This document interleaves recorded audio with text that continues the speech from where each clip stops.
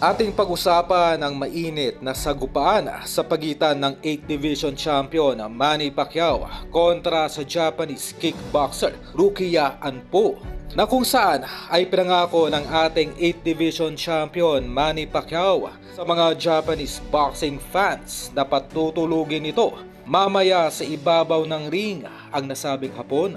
Ang exhibition match nitong si Pacquiao ay isang preparatory lamang para sa comeback fight nito sa professional boxing sa darating na Nobyembre kontra sa WBC welterweight champion Mario Barrios. Ganun pa man ay nangako rin etong si Rukiya Anpo na ilulubog nito si Pacquiao gaya ng isang professional bout at hindi raw nito ituturing na isang exhibition lamang ang magiging laban nito mamaya kontra Pacquiao.